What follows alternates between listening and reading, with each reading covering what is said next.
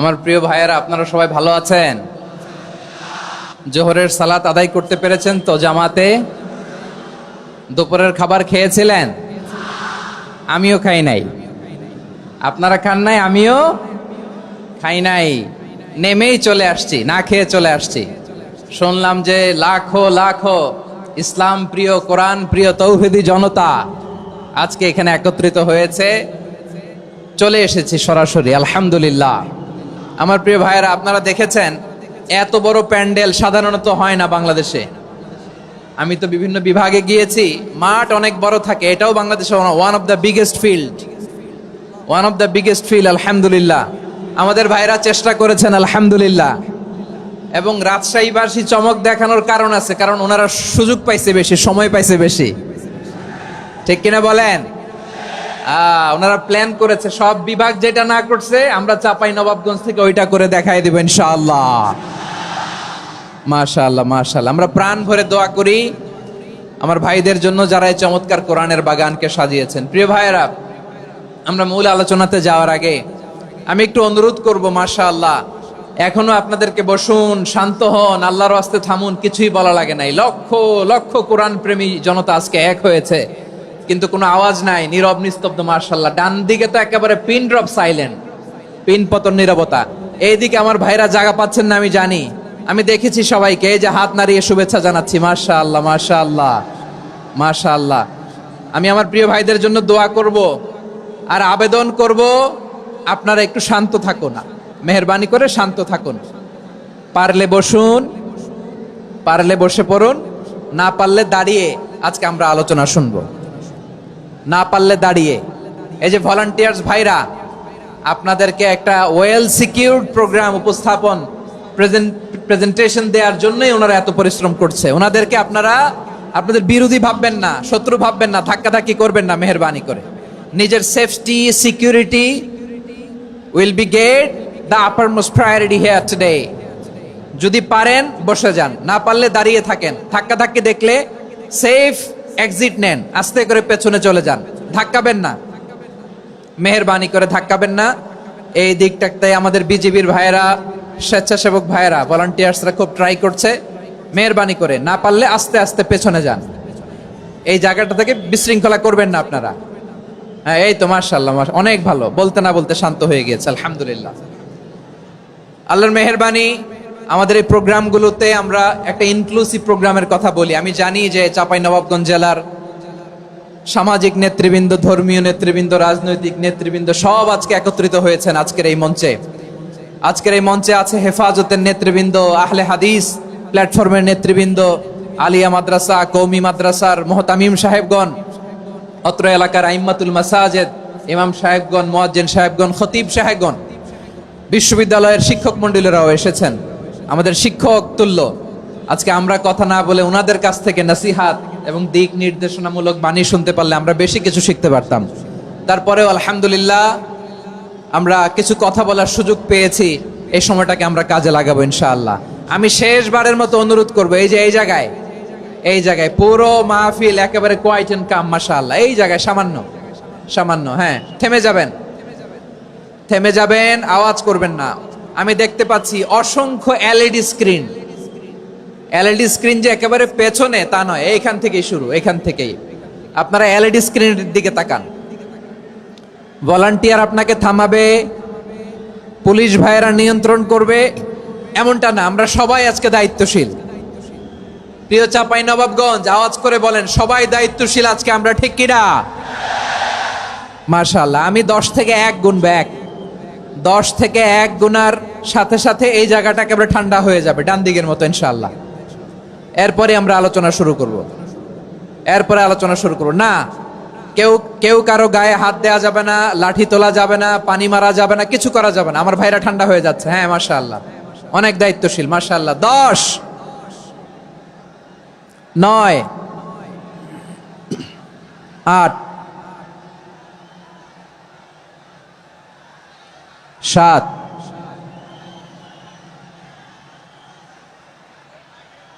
6,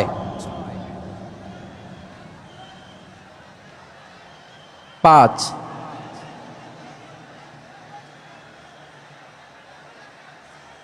4,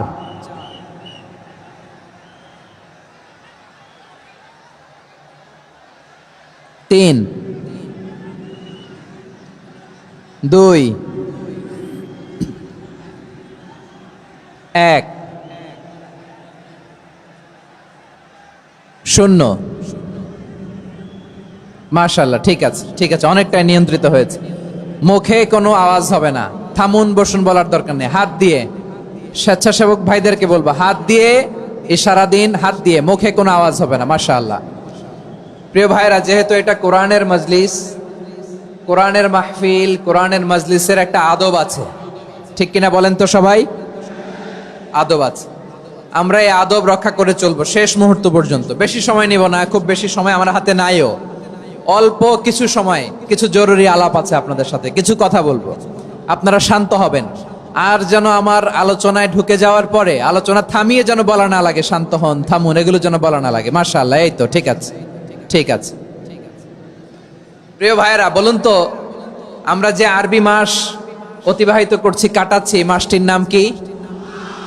শাবান। মাশাআল্লাহ, এই তো আপনারা সবাই জানেন। শাবানের পরেই যে মাস আসবে এটার নাম কি? রমাদান। যে আসতেছে, আপনাদের ভাল লাগে? হ্যাঁ, রমাদান নাম শুনলেই মুমিন হৃদয়ে বয়ে যায় প্রশান্তির ফল্গু ধারা, ঠিক কিনা? একটা আনন্দ, একটা উচ্ছ্বাস আমাদের হৃদয়ের মধ্যে চলে আসে। রমাদান সাইয়্যিদুশ শুহুর, 12 মাসের মধ্যে সবচাইতে শ্রেষ্ঠতম মাস রমাদান আল মুবারক আসছে। আত্মশুদ্ধির মাস, আত্মসংশোধনের মাস, শুদ্ধাচারের মাস, নিজেকে আলোকিত করবার মাস, ঠিক কিনা বলেন? এই রমাদানুল মুবারকে আমাদের কি করণীয়, কি বর্জনীয়, what to do and what not to do, এই টপিকসের উপর কিছু কথা আপনাদের সামনে উপস্থাপন করব ইনশাআল্লাহ। ওমা তাওফীকি ইল্লা বিল্লাহ। আমার প্রিয় ভাইয়েরা, আমি আমার খুতবার শুরুতে সূরা বাকারার 185 নম্বর আয়াত তেলাওয়াত করেছি, যেখানে আল্লাহ তাআলা কোন মাসে কোরআন আল কারীমকে, মহাবিশ্বের মহাবিশ্বয় কোরআন আল কারীমকে এই পৃথিবীতে নাজিল করেছেন সেটা আমাদেরকে জানিয়েছেন। আল্লাহ তাআলা ইরশাদ করছেন, শাহরু রমাদান আল্লাযী উনজিলা ফীহিল কুরআনু হুদাল লিন-নাস ওয়া বাইনাতিম মিনাল হুদা ওয়াল ফুরকান। আল্লাহ বলেন, রমাদান এমন একটা মাস যে মাসে কোরআন নাজিল করা হয়েছে। আর এই কোরআন হচ্ছে বিশ্ব মানবের জন্য পথ নির্দেশিকা, হেদায়েতের সুস্পষ্ট বর্ণনা এবং সত্য মিথ্যা পৃথক করার আসমানি মানদণ্ড রূপে জামিনে আমাদের জন্য কোরআন নাজিল করেছে কে? আওয়াজ করে বলেন তো, আল্লাহর নাজিল করা এই কোরআনে কোনো ভুল আছে? সবাই বলেন নাই। সবাই বললে এতটুকু আওয়াজ হয় আমি বিশ্বাস করি না। গলা ছেড়ে দিয়ে বলেন, আল্লাহর নাজিল করা এই সর্বশেষ আসমানি কিতাব আল কোরআনে কোনো ভুল আছে? সন্দেহ আছে? সংশয় আছে? বিয়ন্ডলেস, বাউন্ডলেস, বটমলেস, এমন কিতাব যেটা পড়ে গবেষণা করে এর তথ্য, উপাত্ত, ইনফরমেশন, লেসন নিয়ে শেষ করা যায় না। সুবহানাল্লাহ। আল্লাহ বলেন, এই কোরআনকে আমি রমাদানে নাজিল করেছি, যেটা বিশ্ব মানবের জন্য পথ নির্দেশিকা। এতে আছে হেদায়েতের সুস্পষ্ট বর্ণনা আর সত্য মিথ্যা পার্থক্য করার মানদণ্ড, কোনটা সত্য কোনটা মিথ্যা এটা কোরআন দিয়ে ডিফারেন্সিয়েট করা যায়। কোরআন হচ্ছে ফুরকান, to differentiate between right and wrong. কোনটা সত্য, কোনটা মিথ্যা, কোনটা ভুল, কোনটা নির্ভুল, এটা কোরআন দিয়ে যাচাই করা যায়। চিল্লায় বলেন ঠিক কিনা? এজন্য এই কোরআন দিয়ে আমাদের জীবন সাজাতে হবে। কোরআন দিয়ে জীবন না সাজালে জীবন আলোকিত হয় না। কোরআন দিয়ে পরিবার না সাজালে পরিবার আলোকিত হয় না। কোরআন দিয়ে সমাজ না সাজালে সমাজটা শান্তিময় হয় না। শুধু দুর্নীতি দমন কমিশন দিয়ে দুর্নীতি বন্ধ করা যায় না। কোরআনের আইন বাস্তবায়ন করা ছাড়া এই সমাজ থেকে দুর্নীতি বন্ধ করা যাবে না। চিল্লায় বলো ঠিক কিনা? আমার প্রিয় ভাইয়েরা, এই কোরআন নাজিল হয়েছে রমাদান আল মুবারক, এই বরকতময় মাসে। তাই আমাদের উচিত এই মাসে আসন্ন যে রমাদান আল মুবারক, এই রমাদানে কোরআনের সাথে নিজেদের সম্পর্ককে বাড়ানো। আমার প্রিয় চাপাই নবাবগঞ্জের ভাইয়েরা, আমরা কি আসন্ন রমাদানে কোরআনের সাথে আমাদের অ্যাটাচমেন্ট সম্পর্ক বাড়াতে চাই? চান সবাই? আপনি কি জানেন কোরআন নিয়ে কোন ফেরেশতা পৃথিবীতে এসেছিল? জানেন ফেরেশতার নাম কি বলেন তো? জিবরিল আলাইহিস সালাম। একটু খেয়াল করে শুনেন, কান দুটো খরগোশের কানের মতো খাড়া করে আমার দিকে তাকান। সাইয়েদনা জিবরিল কোরআন নিয়ে এসেছেন, ফলে উনি হয়েছেন শ্রেষ্ঠ ফেরেশতা। বিশ্ব নবীর উপর কোরআন নাজিল হয়েছে, তাই তিনি হয়েছেন শ্রেষ্ঠ নবী। রমাদানে কোরআন নাজিল হয়েছে, তাই রমাদান হয়েছে শ্রেষ্ঠ মাস। কদরের রাতে কোরআন নাজিল হয়েছে, তাই কদর হয়েছে শ্রেষ্ঠ রাত। আমরাও যদি কোরআনের সাথে সম্পর্ক বাড়াই, আমাদের মর্যাদাও এরকম, আমাদেরকেও শ্রেষ্ঠ মানুষ বানায় দিবে কে? এজন্য কোরআনের সাথে সম্পর্ক বাড়াইতে রাজি আছেন তো? যারাই কোরআনের সাথে সম্পর্ক বাড়ায়, এদের মর্যাদা বাড়ায় দেয় কে? দেখবেন আমাদের হাফেজে কোরআন, তারা ইন্টারন্যাশনাল কোরআন কম্পিটিশনে যে গোটা বিশ্বকে পেছনে ফেলে প্রথম পুরস্কার নিয়ে আসে। এত ছোট ছোট বাচ্চা, ও সমাজ বোঝে না, রাজনীতি বোঝে না, টাকা পয়সা বোঝে না, কিচ্ছু বোঝে না, কিন্তু গোটা বিশ্বে ওকে সম্মানের চেয়ারে আসীন করেছে কে? এই কোরআনের সাথে লাগলে আল্লাহ তাআলা সম্মান বাড়িয়ে দেয়। আমার প্রিয় ভাইয়েরা, আসুন আমরা শুরুতেই, আলোচনার শুরুতেই শপথ নেই যে আসন্ন রমাদানে আমরা কোরআনের সাথে নিজেদের সম্পর্ককে মজবুত করব ইনশাআল্লাহ। সবাই বলুন ইনশাআল্লাহ। শাবান মাস আসলে, রজব মাস আসলে সাহাবারা কি করতেন? আসুন আমরা দেখি কিভাবে তারা রমাদানকে ওয়েলকাম জানাতেন।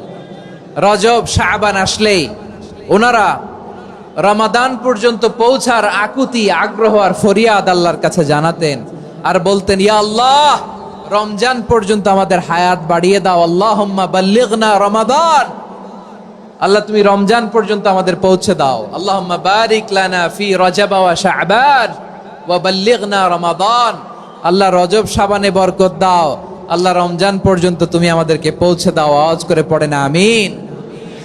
আমার প্রিয় চাপাই নবাবগঞ্জের ভাইরা, গত বছর অনেকের সাথে আমরা একসাথে রমাদান কাটিয়েছি, তাদের অনেকে দুনিয়াতে এখন বেঁচে নাই, এরকম আছে না নাই? এই যে আরো 7 দিন বাকি রমাদান আসতে, এই 7 দিন পর্যন্ত আমরা রমাদান পাবো, কোনো গ্যারান্টি আছে? আচ্ছা, এই বছর যদি খুশ নসিব হয় আমাদের, আমরা যদি পাই, আগামী বছরও যে রমাদান আমরা পাবো, কোনো গ্যারান্টি আছে? তাহলে আসুন আমরা ভেবে নেই, হতে পারে this Ramadan could be the last and final Ramadan in our life. হতে পারে এই রমাদানই হতে পারে আমার জীবনের শেষ রমাদান। ঠিক কিনা বলেন? তাই আসুন আমরা আল্লাহর কাছে দোয়া করি, আল্লাহুম্মা বাল্লিগনা রমাদান, আল্লাহ তুমি রমাদান পর্যন্ত আমাদেরকে পৌঁছে দাও। আওয়াজ করে পড়েন আমিন। ইবনু রাজব আল হাম্বলি লাতাইফুল মাআরিফের মধ্যে লিখেছেন, সাহাবারা ওনারা রমাদান কেন্দ্রিক, আমাদের সালাফ সালফে সালেহিনরা রমাদান কেন্দ্রিক জীবন কাটাতেন। ওনারা রমজান আসার 6 মাস আগে আল্লাহর কাছে দোয়া করতেন, আল্লাহ রমজান পর্যন্ত পৌঁছে দাও। রমজান চলে যাওয়ার পরে বাকি 6 মাস আল্লাহর কাছে দোয়া করতেন, আল্লাহ এই রমাদানে যে ইবাদত করেছি, ইবাদত গুলো তুমি কবুল করে নাও। সুবহানাল্লাহ।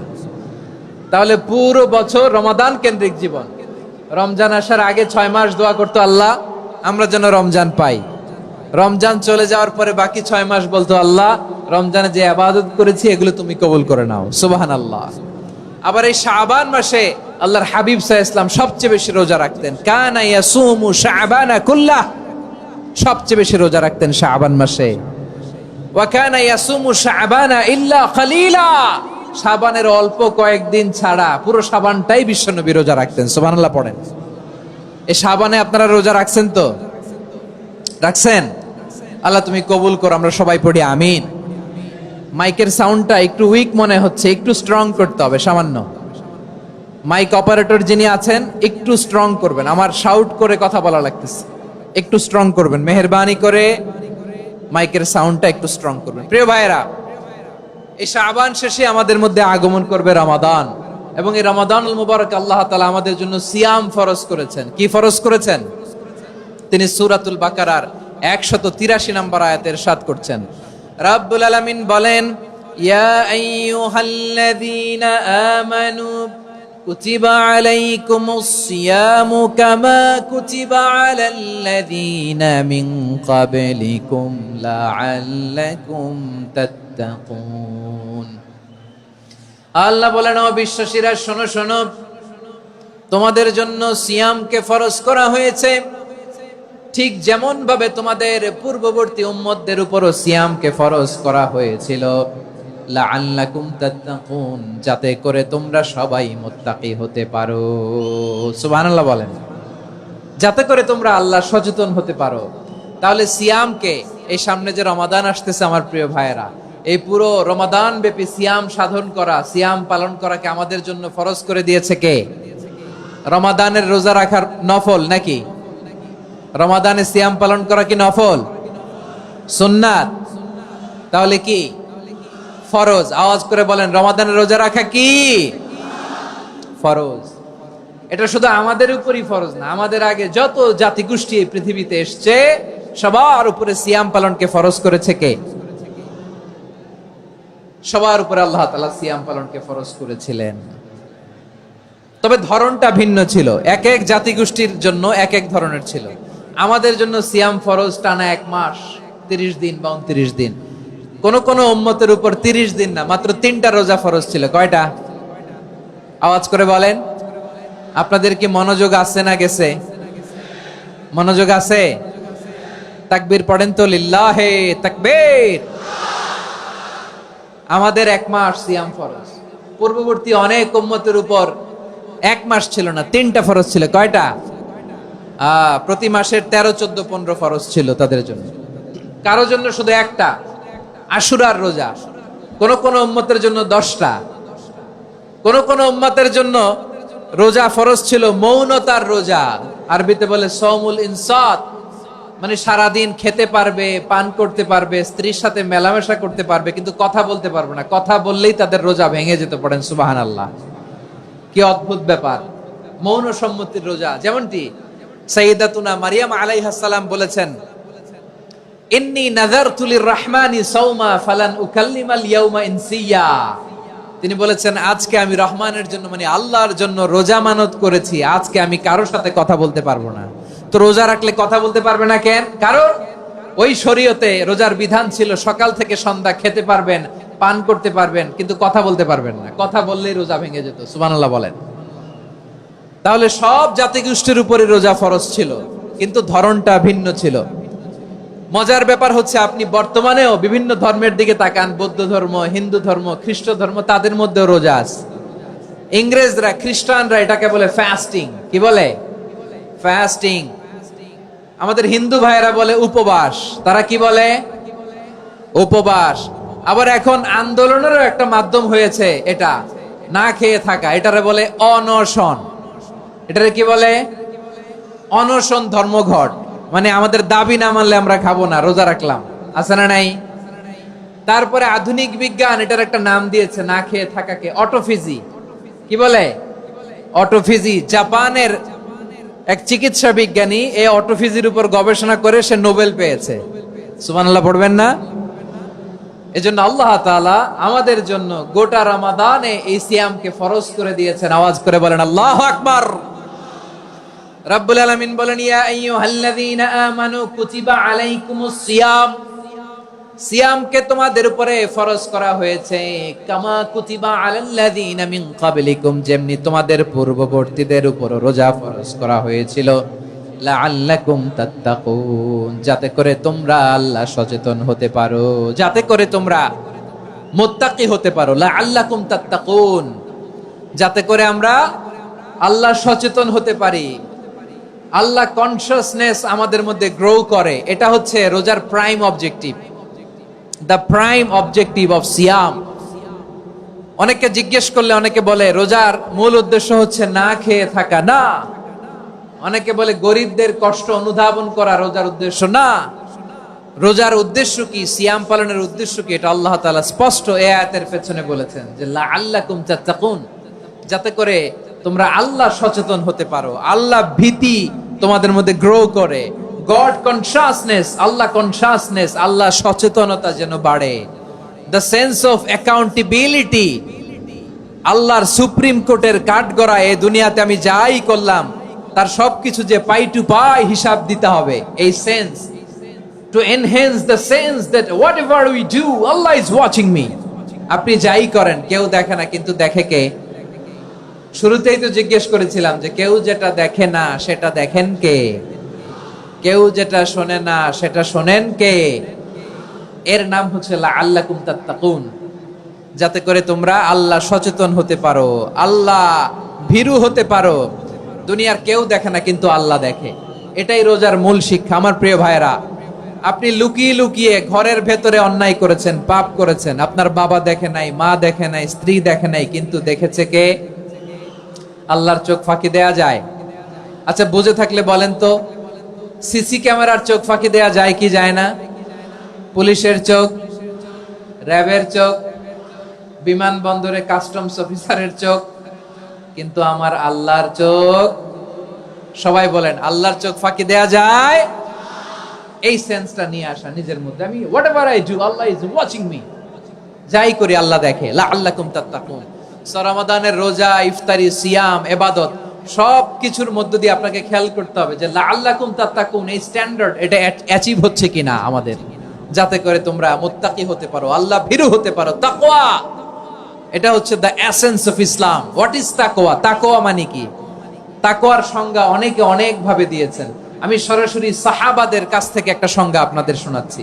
ওমরে ফারুক রাদিয়াল্লাহু তাআলা আনহু উবাই ইবনে কাব রাদিয়াল্লাহু তাআলা আনহুকে জিজ্ঞেস করেছিলেন, ইয়া উবাই মা হুয়া তাকওয়া? হে উবাই, তাকওয়া কি? তাকওয়া কাকে বলে? উবাই ইবনে কাব তিনি প্রশ্নের উত্তর না দিয়ে উনিও আবার প্রশ্ন ছুড়লেন। তিনি বললেন, ইয়া আমিরাল মুমিনিন, আমা সালাকতা তরিকান যা শাউক? আপনি কি কাঁটাযুক্ত রাস্তা দিয়ে মরুভূমিতে কখনো হেঁটেছেন? যে রাস্তার চারদিকে ক্যাকটাস, গুলমলতার কাঁটা, হেঁটেছেন? ওমরে ফারুক বললেন, নাম, হেঁটেছি। বালা, হেঁটেছি। কাইফা আমিলতা, কিভাবে হেঁটেছেন? ওমরে ফারুক বললেন, শাম্মারতু ওয়াজতাহাতু, আমি আমার জামা, জুব্বা আর চাদর আটোসাটো করে গায়ের সাথে এমন ভাবে মিলিয়ে রেখেছি, এমন সাবধানে হেঁটেছি যাতে করে মরুভূমির ক্যাকটাসের গুলমলতার কাঁটা আমার গায়ে বিঁধে না যায়। উবাই ইবনে কাব বললেন, ফাযালিকা হুয়া তাকওয়া। আরে তাহলে আপনি তো ঠিকই জানেন তাকওয়া মানে কি, এটাই তো তাকওয়া। ওই রাস্তা দিয়ে যেভাবে হেঁটেছেন, পুরো দুনিয়ার জিন্দেগিটা এইভাবে সাবধানে চলার নামই হচ্ছে তাকওয়া। চিল্লায় বলো ঠিক কিনা? এই দুনিয়াতে পাপ পঙ্কিলতা থাকবে, শয়তানির হাতছানি থাকবে, অপরাধ প্রবণতা থাকবে, নফসের খায়েশ থাকবে, অন্যায়ের হাতছানি থাকবে। সব কিছুকে দলে মুচড়ে পেছনে ফেলে সাবধান হয়ে এই দুনিয়ার সিরাতুল মুস্তাকিমের পথে চলতে হবে। যে রাস্তা শুরু হয়েছে দুনিয়াতে, শেষ হয়ে গিয়েছে আল্লাহর জান্নাতের ভেতরে। চিল্লায় বলেন ঠিক কিনা? আমার প্রিয় চাঁপাইনবাবগঞ্জের ভাইয়েরা, এটার নামই তাকওয়া। উবাই ইবনে কাব বললেন, ও আমিরুল মুমিনিন, ওই কাঁটাযুক্ত গুলমলতার রাস্তার মধ্যে ঠিক যেমনি সাবধান হয়ে আপনি হেঁটেছেন, এই দুনিয়ার বুকে ওই সাবধান হয়ে চলার নাম হলো তাকওয়া। সুবহানাল্লাহ। তাহলে তাকওয়া কারে বলে? আমার চাঁপাইনবাবগঞ্জের কলিজার টুকরা ভাইয়েরা, বুঝতে পারছেন আপনারা? হ্যাঁ, তাকওয়ার শুধু দুইটা নমুনা আপনাদের সামনে পেশ করব, আপনাদের ক্লিয়ার হয়ে যাবে। একটা নমুনা তো দিলাম, আরেকটা নমুনা, সেটাও ওমরে ফারুক রাদিয়াল্লাহু তাআলা আনহুর জীবনী থেকে। উনি ছিলেন ন্যায়পরায়ণ শাসক। রাত্রিবেলা প্রজাদের কি হাল হাকিকত, কি অবস্থা, ঘুরে ঘুরে প্যাট্রোলিং করতেন পুলিশের মতো। তো সারা রাত প্যাট্রোলিং করে সারা রাত তিনি ঘুরেছেন কার কি অবস্থা দেখে। শেষ রাতে তিনি ফিরে আসতেছেন। তিনি থাকতেন, সেই বুখারীতে এসেছে, কানা ইয়াসকুনু ফি আওয়ালিল মদিনা, মদিনার উঁচু এলাকায় থাকতেন। তো ফিরে আসার সময় উনি একটা প্রাচীর বেষ্টিত ঘরের পাশে দুইজন নারীর কথোপকথন শুনতে পেলেন। কয়জন নারীর? দেখি আপনাদের মনোযোগ আছে কিনা, বলেন কয়জন নারীর? একজন বৃদ্ধা, একজন যুবতী। উনি কান লাগিয়ে শুনতে পাচ্ছেন। বৃদ্ধা মা, ওমর ফারুক কাউকে দেখতে পাচ্ছেন না, শুনতে পাচ্ছেন। বৃদ্ধা মা তার যুবতী মেয়েকে বলে, এই তাড়াতাড়ি ওটের দুধ দহন করে ওটের দুধের সাথে পানি মিশাও, তাইলে কালকে বাজারে মদিনায় বেশি দামে বিক্রি করা যাবে, লাভ হবে অনেক। বৃদ্ধা মহিলা এটা বললেন। যুবতী মেয়ে উত্তরে বলে, মা আপনি জানেন না আমিরুল মুমিনিন খলিফাতুল মুসলিমিন ওমরে ফারুক দুধে পানি মিশানোকে দণ্ডনীয় অপরাধ বলে ঘোষণা দিয়েছে, জানেন না? এবার বৃদ্ধা মহিলা বলে, আরে পাগলি, এই ভোর রাতে আমিরুল মুমিনিন ওমরে ফারুক আসবে কোত্থেকে? উনি আসবে কোত্থেকে? ওনার পাইক পেয়াদা সিকিউরিটি আসবে কোত্থেকে? কেউ দেখবে না। আরে কেউ দেখবে না, তাড়াতাড়ি দুধের সাথে পানি মেশাও। এই কথা যখন মা বলেছে, যুবতী মেয়েটা চমৎকার একটা উত্তর দিয়েছে। তিনি বলেছিলেন, ইয়া উম্মি, ও আমার মা, লাউলা রাআ উমর লা রাআ রব্বু উমর। ও আমার প্রিয়তমা মা, আপনি ঠিকই বলেছেন, গভীর রাতে ওটের দুধে পানি মিশালে ওমর দেখবে না, কিন্তু মা খেয়াল রাখবেন, ওমর যদি নাও দেখে, ওমরের রব কিন্তু দেখে। চিল্লায় বলেন ঠিক কিনা? দিস ইজ কল্ড তাকওয়া। লাউলা রাআ উমরু লা রাআ রব্বু উমর। ওমর দেখে না, কিন্তু ওমরের রব দেখে। চিল্লায় বলেন ঠিক কিনা? এজন্য রব্বুল আলামিন বলেন, লা তুদরিকুহুল আবসার ওয়া হুয়া ইউদরিকুল আবসার ওয়া হুয়াল লাতীফুল খাবীর। তিনি এমন সত্তা, দুনিয়ার কোন চোখ তাকে দেখে না, কিন্তু দুনিয়ার সবগুলো চোখকে, সব মানুষের অ্যাক্টিভিটিসকে, আরশের উপর থেকে সবকিছু মুহূর্তে মুহূর্তে দেখতে পান কে? তাহলে তাকওয়া কারে বলে বুঝতে পারছেন? দুনিয়াতে সাবধানে চলার নাম তাকওয়া। কেউ দেখে না, কিন্তু আল্লাহ দেখে। এই সেন্স, এই জবাবদিহিতার ভয়, দ্য সেন্স অফ অ্যাকাউন্টেবিলিটি, এই সেন্স নিজের মধ্যে গ্রো করার নাম হচ্ছে তাকওয়া। আর এই সিয়াম পালন করার প্রাইম অবজেক্টিভ অফ সিয়াম হচ্ছে লাআল্লাকুম তাত্তাকুন। আওয়াজ করে বলেন, লাআল্লাকুম তাত্তাকুন। আমার প্রিয় ভাইয়েরা, এই আসন্ন রমাদান, এটা এমন এক বরকতের মাস, যে মাসে আমরা নিজেদের নাফসের উপর নিয়ন্ত্রণ প্রতিষ্ঠা করি। সারা বছর নাফস আমাদেরকে নিয়ন্ত্রণ করে, আর রমাদানে আমরা নাফসকে নিয়ন্ত্রণ করি। কথা বুঝতেছেন? সারা বছর নাফস আমাদেরকে নিয়ন্ত্রণ করে। এই যে এখন আমার খেতে মনে চাইলে, যে খেজুর রাখা, আমি খেজুর খেতে পারবো, নাটস আছে, বাদাম খাইতে পারি। খাইতে মন চাইলে পানি, আমার রুহুটা চায়, আমার নাফসটা খেতে চায়, আমি খেতে পারি, পান করতে পারি। বিবাহিতরা দিনের বেলায় স্ত্রীর সাথে মেলামেশা করতে চাইলে করতে পারে, কিন্তু রমাদানে দিনের বেলা খেতে মনে চায়, কিন্তু আমরা খাই। আমার প্রবৃত্তি খেতে চায়, কিন্তু প্রবৃত্তির কথা আমরা শুনি, কথা কয় না। রমজানে খেতে মন চাইলে আমরা খাই, তৃষ্ণায় গলা ফেটে যায়, গলার ছাতি ফেটে যায়, কিন্তু এক ঢোক পানি কি আমরা গিলি? বিবাহিতরা দিনের বেলা স্ত্রীর সাথে কি মেলামেশায় যায়? না। তার মানে সারা বছর নফস আমাদেরকে নিয়ন্ত্রণ করে, আর রমাদানে নফসের উপর আমরা নিয়ন্ত্রণ প্রতিষ্ঠা করি। নফসের লাগাম আমরা রমাদানে টেনে ধরে। চিল্লায় বলেন ঠিক কিনা? এজন্য আমার প্রিয় ভাইয়েরা, নফসের উপর নিয়ন্ত্রণ নিতে চাইলে রমাদানের রোজার কোনো বিকল্প নাই। এটা এমন মাস, যে মাসের ফজিলতেরও কোনো শেষ নাই। এই মাসকে বলা হয় দ্য মান্থ অফ হোপ। এটা আশা জাগানিয়া মাস। রমজানের কথা শুনলে আশা জাগে না হৃদয়ে? ইদা জাআ রমাদান ফুতিহাত আবওয়াবুস সামা ওয়া গুল্লিকাত আবওয়াবু জাহান্নাম ওয়া সুফিদাতিশ শায়াতিন। রমাদান আসলে আকাশের দরজাগুলো খুলে দেয়া হয়, মানে জান্নাতের। জাহান্নামের দরজাগুলোকে লক করে দেয়া হয়, শয়তানকে চেইন আপ করা হয়। ইবাদত করলে শুধু করতেই মনে চায়। চিল্লায় বলেন না সুবহানাল্লাহ। রমজানে ইবাদতে যেই মজা পাওয়া যায়, সারা বছর অন্য কোনো মাসে এই মজা আপনি পান? আমার চাঁপাইনবাবগঞ্জের ভাইরা আওয়াজ করে বলেন না, রমজানে ইবাদতে যেই মজা অন্য মাসে এটা পান? কারণ রমজানে ইবাদত করলে সওয়াবও বেশি, ইবাদতের একটা পরিবেশ থাকে, ঠিক কিনা বলেন? অন্য মাসে ইবাদত করলে এর সওয়াব পাওয়া যায় গাণিতিক হারে, রমজানে ইবাদত করলে সওয়াব বাড়তে থাকে জ্যামিতিক হারে। সুবহানাল্লাহ কইবেন না? অন্য মাসে সওয়াব বাড়ে গাণিতিক হারে, রমাদানে ইবাদত করলে সওয়াব বাড়ে কিভাবে জ্যামিতিক হারে বাড়ে দেখেন। রমাদানে একটা নফল করলে ফরজের সমান সওয়াব, একটা ফরজ করলে 70 থেকে 700 গুণ সওয়াব। রমজানে উমরা করলে হজের সমান সওয়াব। সুবহানাল্লাহ নাই? দ্য মান্থ অফ হোপ, আশা জাগানিয়া মাস। এই মাস আমাদেরকে হোপফুল করে, আশাবাদী করে। রমাদান যেমনি দ্য মান্থ অফ হোপ, আশা জাগানিয়া মাস, এট দ্য সেম টাইম এই রমাদান হচ্ছে মান্থ অফ ওয়ার্নিং, একটা ওয়ার্নিং এর মাস। নবী যেমনি আশা জাগাইছে, আবার ওয়ার্নিং দিয়েও গেছে, খবরদার।